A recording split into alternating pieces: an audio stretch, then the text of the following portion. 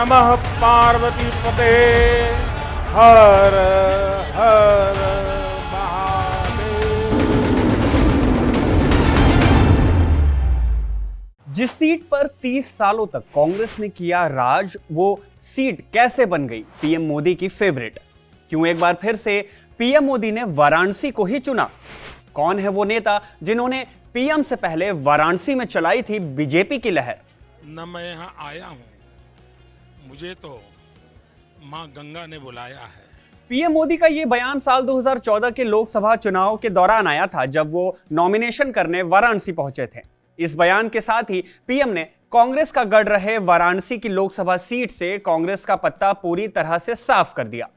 सफाई ऐसी हुई कि जिस सीट पर कांग्रेस ने 30 सालों तक राज किया, उस पर अब बीजेपी की लहर चलने लगी। लेकिन ऐसा नहीं है कि यह लहर पीएम मोदी के आने के बाद चली। पीएम से पहले भी यहां एक ऐसे नेता हुए जिन्होंने वाराणसी में कांग्रेस के अजेय किले यानी कि वाराणसी की लोकसभा सीट को न सिर्फ ढाया, बल्कि आने वाले समय में इस सीट को बीजेपी के लिए सिक्योर कर दिया। कौन है वो नेता? कैसे उन्होंने वाराणसी की इस सीट को वीवीआईपी बना दिया और कैसे यहां बीजेपी की लहर चलने लगी? इन सब के साथ ही साथ क्यों पीएम मोदी तीसरी बार वाराणसी की लोकसभा सीट से खड़े हो रहे हैं, सब बताएंगे स्विच एक्सप्लेन की इस वीडियो में। हेलो एंड वेलकम, मैं हूं शुभम और आप देख रहे हैं स्विच। वाराणसी से एक बार फिर पीएम मोदी चुनाव लड़ने जा रहे हैं। पार्टी दावा करती है कि इस बार एनडीए 400 की सीट को पार करने वाली है, लेकिन देश की 542 सीटों को छोड़कर वाराणसी की इस सीट से ही पीएम मोदी ने नॉमिनेशन फाइल करने का क्यों सोचा? इसके पीछे संभावित वजह हो सकती है वाराणसी के ऐतिहासिक, धार्मिक, भौगोलिक और राजनीतिक महत्व की। अब काशी का इतिहास तो पुराना है ही, क्योंकि इसे भारत की वैदिक संस्कृति का जन्म स्थान माना जाता है। धार्मिक महत्व भी है, क्योंकि काशी को देश की धार्मिक राजधानी के तौर पर देखा जाता है। इन दोनों के साथ ही साथ बीजेपी और आरएसएस का इतिहास इस शहर से जुड़ा है। साल 2013 में पीएम मोदी ने पहली बार वाराणसी सीट से दावेदारी की थी। तब उन्होंने अपने यात्रा की शुरुआत से पहले काशी विश्वनाथ धाम और संकट मोचन मंदिर की यात्रा की और दर्शन पूजन किया। दोनों ही मंदिर बीजेपी और आरएसएस के लिए खास हैं, क्योंकि दोनों ही उन 3 मंदिरों में से हैं जो संघ परिवार से जुड़े हुए हैं और जहां 1980 के दशक के मध्य में आंदोलन चलाया गया था और यहीं से भाजपा और आरएसएस दोनों का उदय हुआ। पीएम ने भी अपने ड्रीम प्रोजेक्ट यानी काशी विश्वनाथ कॉरिडोर का जीर्णोद्धार कराकर और गंगा की सफाई अभियान चलाकर अपने धर्म के प्रति समर्पण और इस सीट के प्रति अपनी दिलचस्पी को दिखा दिया था। भौगोलिक महत्व की बात करें तो उत्तर प्रदेश का वाराणसी यूपी के साथ ही साथ बिहार के एक बड़े बेल्ट को प्रभावित करता है और दोनों ही राज्यों के लिए कई मामलों में एक सेंटर पॉइंट की भूमिका निभाता है। अब क्योंकि दोनों राज्यों के टोटल सीट के आधे पर इस सेंटर पॉइंट यानी वाराणसी लोकसभा सीट का सीधा प्रभाव बन जाता है, इसलिए भौगोलिक रूप से भी ये सीट खास हो जाती है। क्योंकि इस सीट से यूपी की 80 तो वहीं बिहार की 40, कुल मिलाकर कहें तो 120 सीटों के लगभग आधे सीटों पर बीजेपी का सीधा और सटीक प्रभाव बन जाता है। राजनीतिक प्रभाव की बात करें तो इस सीट का इतिहास ऐसा रहा कि यहां बीजेपी ने रिकॉर्ड जीत हासिल की। साल 1957 से अब तक वाराणसी की इस लोकसभा सीट पर कुल 16 बार चुनाव हुए। वैसे देश में लोकसभा के चुनाव तो साल 1952 से शुरू हो गए थे, लेकिन साल 1951-52 के आम चुनाव में वाराणसी जिले में वाराणसी सीट नहीं थी। तब यहां बनारस पूर्व, बनारस पश्चिम और बनारस मध्य नाम से 3 लोकसभा सीटें हुआ करती थी। साल 1957 में वाराणसी जिले से वाराणसी एक सीट बनकर आई, जिस पर अब तक चुनाव होते आए। टैली की अगर बात करें तो इस लिस्ट पर अब तक 16 बार चुनाव हुए, जिनमें 6 बार कांग्रेस, 7 बार बीजेपी और 1 बार सीपीआईएम, 1 बार भारतीय लोक दल और 1 बार जनता दल विजयी रही। अब इस सीट का क्या सियासी सफर रहा, चलिए वो भी जान लेते हैं। साल 1957 में जब वाराणसी सीट अस्तित्व में आई, तब देश में कांग्रेस की लहर चल रही थी। केंद्र की सरकार से लेकर प्रदेश की बागडोर तक ज्यादातर कुर्सियां कांग्रेस के खेमे में थी। वाराणसी की इस सीट पर भी ऐसा ही हाल था। साल 1957 के आम चुनाव में वाराणसी की इस सीट से कांग्रेस उम्मीदवार रघुनाथ सिंह जीत गए थे। साल 1962 के आम चुनाव में भी इस सीट पर कांग्रेस का वर्चस्व रहा और दोबारा से रघुनाथ सिंह ने कांग्रेस के लिए इस सीट से जीत दर्ज की। साल 1967 के लोकसभा चुनाव में कांग्रेस की जीत की हैट्रिक पर लगाम लग गई और वाराणसी की इस सीट से भाकपा यानी भारतीय कम्युनिस्ट पार्टी ने जीत दर्ज की। भाकपा के उम्मीदवार एसएन सिंह ने कांग्रेस के आर सिंह को कड़ी टक्कर दी और 18,000 मतों से हरा दिया। साल 1971 के चुनाव में एक बार फिर कांग्रेस ने वाराणसी की इस सीट पर वापसी की। कांग्रेस के जाने माने शिक्षाविद राजा राम शास्त्री ने यहां एक बार फिर से कांग्रेस को जीत दिलाई। साल 1971 के चुनाव के बाद अगले चुनाव से पहले देश में आपातकाल का दौर देखा गया। आपातकाल जब खत्म हुआ तो साल 1977 में देश में आम चुनाव हुए, लेकिन आपातकाल के बाद जनता का भरोसा कांग्रेस से कम हुआ और वाराणसी की सीट भी कांग्रेस के हाथ से निकलने लगी। साल 1977 के आम चुनाव में भारतीय लोक दल के चंद्रशेखर ने कांग्रेस के राजा राम को हरा दिया और इस तरह से कांग्रेस की इस सीट पर एक बार और हार हो गई। चुनाव में मिली हार के बाद कांग्रेस ने सत्ता में वापसी करने की पूरी कोशिश की और अगले आम चुनाव में मौका दिया उत्तर प्रदेश के पूर्व मुख्यमंत्री कमलापति त्रिपाठी को। कमलापति त्रिपाठी 4 अप्रैल 1971 से 12 जून साल 1973 तक उत्तर प्रदेश के मुख्यमंत्री रहे। पूर्व मुख्यमंत्री को वाराणसी की इस सीट से लड़ाने का उद्देश्य साफ था कि यहां कांग्रेस को अपना दबदबा वापस से बनाना था और हारी हुई सीट को दोबारा से जीतना था। साल 1980 के लोकसभा चुनाव में एक बार फिर कांग्रेस ने वाराणसी की इस सीट पर वापसी की और कमलापति त्रिपाठी ने पार्टी को जीत दिलाई। साल 1984 में भी कांग्रेस इस सीट पर जीत को बरकरार रखने में कामयाब रही और इस चुनाव में पार्टी के श्यामलाल यादव एक बार फिर से वाराणसी सीट पर कांग्रेस को जीत दिलाते हुए सामने आए। कहते हैं कि सत्ता कभी भी किसी एक के हाथ में नहीं होती, वो हमेशा बदलती रहती है। कांग्रेस के साथ भी कुछ ऐसा ही हुआ और बदलाव की इच्छा रखने वाले वाराणसी के मतदाताओं ने साल 1989 के लोकसभा चुनाव में सत्ता बदल दी। साल 1989 के चुनाव में कांग्रेस के हाथ से वाराणसी की सीट निकल गई। इस बार जनता दल के अनिल शास्त्री ने कांग्रेस उम्मीदवार श्याम लाल यादव को करीब 1,71,000 वोटों से हरा दिया। इस सीट पर जीत का अंतराल इससे ज्यादा कभी नहीं देखा गया। यह आंकड़ा बताता है कि उस साल के चुनाव में कांग्रेस से लोगों का मन किस हद तक हट चुका था। साल 1989 के दशक के साथ ही इस सीट से कांग्रेस का भी दौर लगभग खत्म हो गया।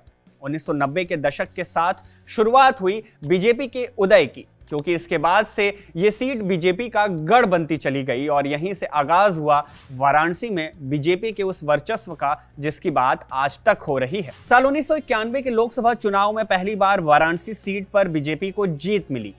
बीजेपी के श्रीश चंद्र दीक्षित ने माकपा के राजकिशोर को 40,439 मतों से शिकस्त दी। अंतर कम था, लेकिन देखने वाली बात यह थी कि जो कांग्रेस अब तक टॉप पर रहती थी वो अब दूसरे भी नंबर नहीं बल्कि तीसरे और चौथे नंबर तक जा चुकी थी। साल 1991 के बाद 1996 में बीजेपी के शंकर प्रसाद जायसवाल ने यहां जीत दर्ज की। ये बीजेपी की लगातार दूसरी जीत थी और पिछले चुनाव यानी कि साल 1991 में हुए चुनाव में बीजेपी को करीब 40,000 वोटों से जो जीत मिली थी उसके बाद अंतर बढ़ गया और इस बार के चुनाव में बीजेपी को लगभग 1 लाख से भी ज्यादा वोटों से जीत मिली। साल 1998 में चुनाव हुए और बीजेपी ने वाराणसी की इस सीट से जीत की हैट्रिक लगाई और बीजेपी के शंकर प्रसाद जायसवाल ने लगातार दूसरी बार इस सीट से संसद का सफर तय किया। ये जीत शंकर प्रसाद जायसवाल की लगातार दूसरी जीत थी, तो वहीं बीजेपी की हैट्रिक लग चुकी थी। साल 1999 में राष्ट्रपति KR नारायणन ने संसद को भंग कर दिया। अविश्वास प्रस्ताव के तुरंत बाद उन्होंने नए चुनाव करा दिए। इस कारण देश में अगले ही साल यानी कि साल 1998 के तुरंत बाद साल 1999 में दोबारा से आम चुनाव हुए। साल 1999 के लोकसभा चुनाव में बीजेपी के शंकर प्रसाद जायसवाल ने वाराणसी की इस सीट से जीत की हैट्रिक लगा दी और बीजेपी की ये लगातार चौथी जीत हो गई। यह पहली बार था जब वाराणसी की लोकसभा सीट पर एक पार्टी की जीत लगातार 4-4 बार हुई हो और यहीं से वाराणसी की यह सीट बीजेपी का गढ़ बनती गई, जिसकी लहर आज तक देखी जा रही है। लेकिन साल 1999 के लोकसभा चुनाव में कांग्रेस के राजेश मिश्रा ने बीजेपी को अच्छी खासी टक्कर दी और इसका नतीजा रहा इस बार बीजेपी को जीत तो मिली लेकिन महज 52,000 वोट के अंतरों से। खैर, जीत तो जीत होती है, फिर चाहे बात 50,000 की हो या 50 वोटों की, लेकिन ये अंतर बताता है कि इस चुनाव तक कांग्रेस ने इस सीट पर अपनी वापसी करने के लिए कितनी कोशिश की और अगले चुनाव में हुआ भी कुछ ऐसा ही। एक दशक में यानी कि साल 1989 से लेकर 1999 तक हुए 3 आम चुनाव ने राजनीति में काफी उथल-पुथल मचा दी और इसका बदलाव देखा भी गया। नतीजा रहा कि साल 2004 के लोकसभा चुनाव में वाराणसी की लोकसभा सीट पर 15 सालों के बाद कांग्रेस की वापसी हुई। साल 2004 के लोकसभा चुनाव में कांग्रेस के राजेश कुमार मिश्रा ने बीजेपी के शंकर प्रसाद जायसवाल को हरा दिया और बीजेपी के लगातार बढ़ रहे जीत के रथ को रोक दिया। साल 2009 के लोकसभा चुनाव में वाराणसी की यह सीट वीवीआईपी में तब्दील हो गई। जीत के इस रथ पर झटका लगने के बाद बीजेपी ने इस साल यानी कि साल 2009 के लोकसभा चुनाव के लिए वाराणसी की इस सीट पर अपना ट्रम्प कार्ड चला और मैदान में उतारा पार्टी के पूर्व राष्ट्रीय अध्यक्ष और पूर्व केंद्रीय मंत्री डॉक्टर मुरली मनोहर जोशी को। साल 2009 का यह चुनाव और भी खास हो गया क्योंकि इस सीट से इस बार बसपा ने बाहुबली मुख्तार अंसारी को टिकट दे दिया और उनकी सीधी टक्कर बीजेपी से हो गई। इस सीट पर चुनावी टक्कर इतनी घमासान थी कि अंदाजा लगा पाना नामुमकिन था कि बीजेपी इस सीट पर जीत पाएगी या नहीं। लेकिन जब नतीजे आए तो बीजेपी ने मात्र 17,211 वोटों के अंतर से इस सीट को अपने नाम कर लिया। इसके बाद आया साल 2014 का चुनाव जिसने वाराणसी की वीवीआईपी सीट को सबसे ज्यादा गर्म कर दिया। इस सीट में बीजेपी ने गुजरात के मुख्यमंत्री रहे नरेंद्र दामोदर दास मोदी को वडोदरा के साथ साथ वाराणसी की इस सीट से खड़ा किया, प्रधानमंत्री पद का चेहरा भी बना दिया। इसके बाद से वाराणसी की यह सीट पूरे प्रदेश के साथ ही साथ पूरे देश में सबसे खास हो गई। ये चुनाव और भी खास हो गया जब आम आदमी पार्टी के नेता और दिल्ली के वर्तमान मुख्यमंत्री अरविंद केजरीवाल वाराणसी की इस सीट से चुनाव लड़ने आए। इस चुनाव में भाजपा प्रत्याशी के तौर पर नरेंद्र मोदी को कुल 5,81,022 वोट मिले। वहीं दूसरे स्थान पर रहे केजरीवाल जिन्हें कुल 2,09,238 वोट मिले। इस तरह से नरेंद्र मोदी इस सीट से इतिहास में दर्ज 3,71,784 वोटों के रिकॉर्ड से चुनाव जीतने में सफल रहे। खैर, ये रिकॉर्ड अगले साल यानी अगले चुनाव में टूट गया। माननीय प्रधानमंत्री श्री, माननीय मुख्यमंत्री श्री यहाँ पर पधार रहे हैं आपके बीच। इस जीत के साथ ही नरेंद्र मोदी संसद पहुंचे और देश के प्रधानमंत्री बने। प्रधानमंत्री मोदी को वाराणसी के साथ ही साथ वडोदरा की सीट से भी जीत मिली, लेकिन उन्होंने प्रतिनिधित्व करने के लिए वाराणसी को ही चुना। अब बात करते हैं पिछले लोकसभा चुनाव की यानी कि साल 2019 के लोकसभा चुनाव की। इस चुनाव में भी भाजपा की तरफ से फिर से प्रधानमंत्री नरेंद्र मोदी वाराणसी से उम्मीदवार के तौर पर उतरे। पीएम मोदी के सामने इस बार कांग्रेस के अजय राय तो वहीं सपा की शालिनी यादव थी। अब क्योंकि पीएम की फैन फॉलोइंग इस समय तक यानी कि साल 2019 के चुनाव तक अपने चरम पर पहुंच चुकी थी, तो चुनाव के परिणामों में भी देखा कुछ ऐसा ही गया। नतीजे एक बार फिर से भाजपा के पक्ष में रहे और पीएम मोदी ने अपने पुराने रिकॉर्ड को तोड़ते हुए 6,74,664 वोटों के साथ जीत दर्ज की। पीएम ने इस चुनाव में सपा की शालिनी यादव को 4,79,505 मतों के रिकॉर्ड अंतर से शिकस्त दी। पीएम का जीत का यह रिकॉर्ड वाराणसी के सीट के पिछले कई रिकॉर्ड को तोड़ चुका है। तो कुछ इस तरह से बतौर वाराणसी के सांसद पीएम नरेंद्र मोदी एक बार फिर से संसद पहुंचे और 30 मई साल 2019 को लगातार दूसरी बार प्रधानमंत्री पद की शपथ ली। यह दूसरी बार था जब बीजेपी ने पूर्ण बहुमत की सरकार बनाई हो। इस बार फिर से पीएम मोदी वाराणसी की इस सीट से चुनाव लड़ने उतर रहे हैं और देखना यह होगा कि इस बार पीएम मोदी के सामने किस पार्टी के किस चेहरे को खड़ा किया जाता है और क्या पीएम मोदी इस सीट पर अपनी जीत की हैट्रिक लगा पाते हैं। और अगर जीत की हैट्रिक लगती है तो इस बार जीत का रिकॉर्ड क्या होगा, क्या पुराना रिकॉर्ड टूट पाएगा? इन सभी मामलों में आप क्या सोचते हैं और आपकी क्या राय है, हमें कमेंट बॉक्स में जरूर बताएं और ऐसी ही वीडियोस पाने के लिए सब्सक्राइब करें स्विच को।